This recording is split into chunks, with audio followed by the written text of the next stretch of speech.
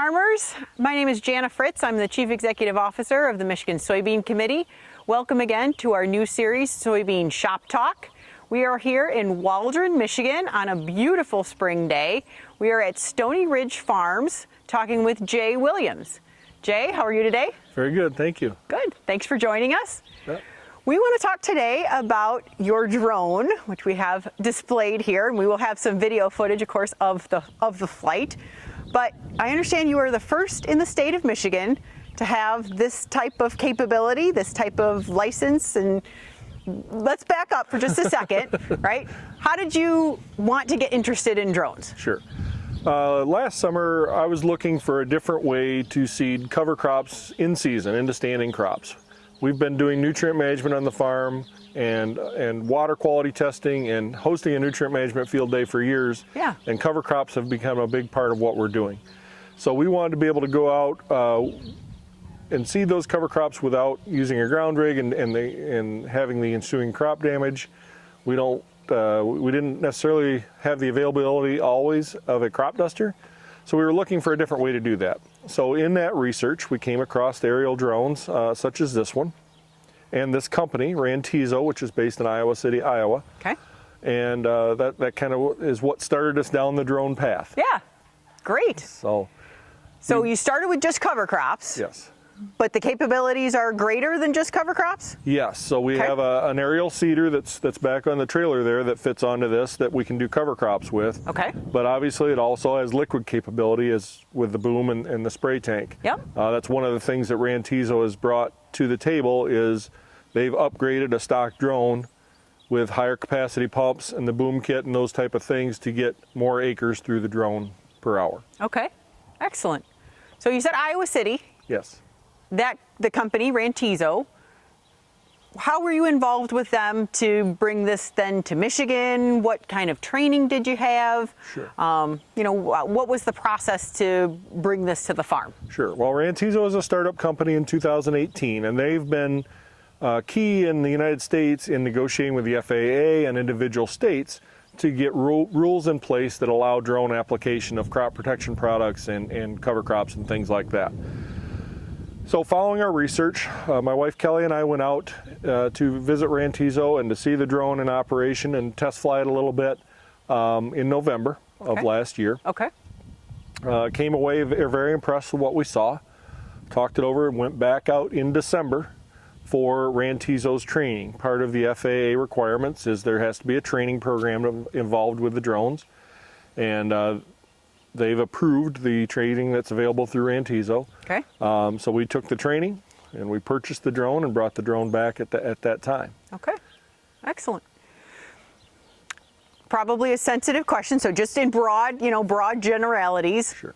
What's the investment on something like this? If someone wanted to, get into aerial seeding, herbicide, fungicide applications, right? This might be a good option.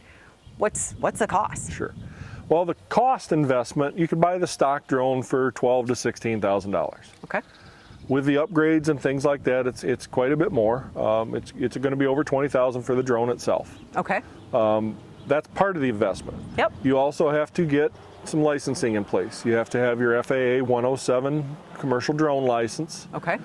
Which is it's a knowledge-based test. It's not a flight-based test. It's a knowledge-based test. Okay.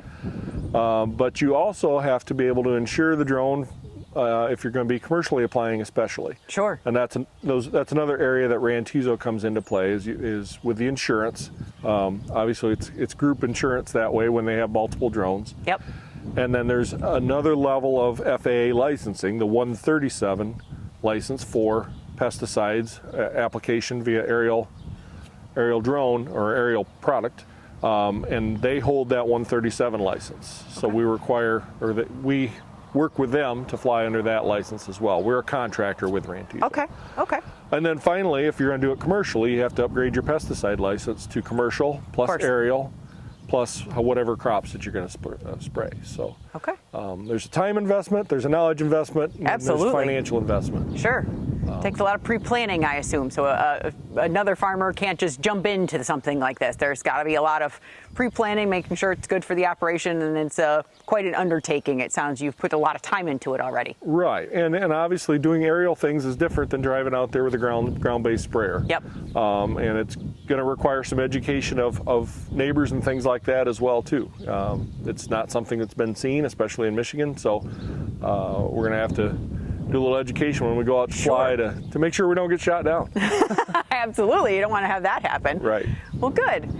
So talk a little bit also, Jay, about the imagery that is available for drones. A lot of folks, maybe they're not ready to get into this level of drone flying on their home farm, but there's a lot more talk about imagery, and you've mentioned that you've got some other opportunities for imagery, and then that works together with this application. Sure. So Kelly and I have formed another company to hold this drone operation. It's Williams Specialty Drone Services. Okay. And one of the services that we are going to offer is crop health imagery. So we did buy a NDVI camera equipped drone to be able to pull crop imagery. Yep. That's going to help us identify not only plant health, but also weed areas we need to foliar feed, things like that we can do a map of with the NDVI imagery. Take that map, identify those areas, and put that map into the big drone and just fly the spots that need application. Okay. There's going to be some products that we're going to fly whole fields.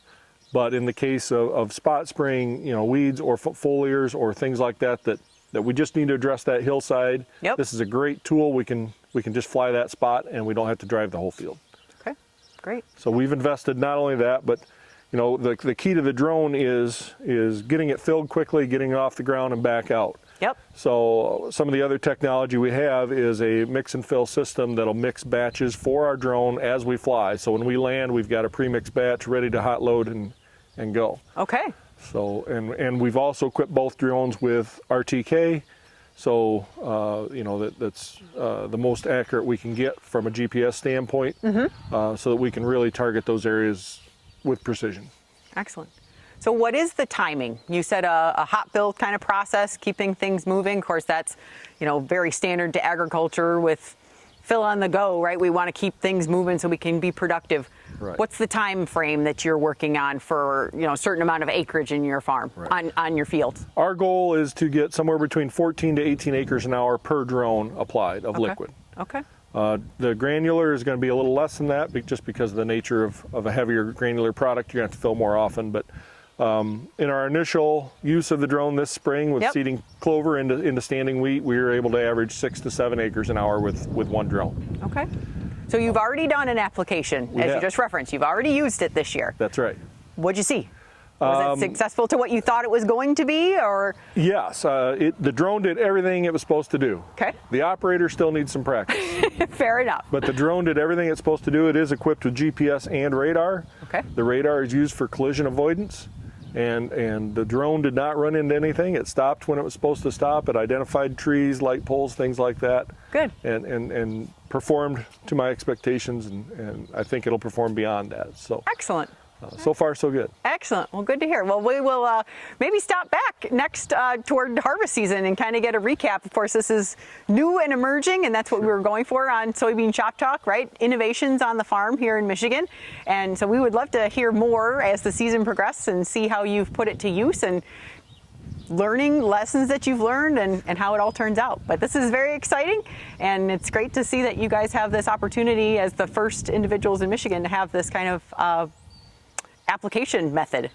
Thank you. The home farm will be soybeans this year. We are going to do some strip trials with the drone this year for our field day as well. Great. So we'll have some good data to look at from the drone operations. Great. So. Outstanding.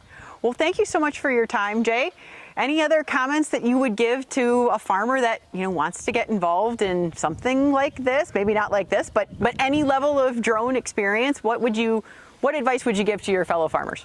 Well, part of our background was that we thought that this is where we're going to be heading in agriculture. Yeah. So it's a little bit nerve-wracking, as an old dog to learn new tricks. But I'd say step out and try it. Maybe maybe not to this level. Maybe you are comfortable at this level. But I think it's a good way that we can bring precision to the field, in a new way, and that seems to be our goal. We want to be more precise with nutrients, we want to be more precise with our crop protection products, and this is a way we can do that. Absolutely. Well, great. Thank you so much, Jay. Thank you very much. Thanks again for tuning in to this Soybean Shop Talk series. If you know a neighboring farmer or you are an innovative farmer, reach out to our office at the Soybean Checkoff.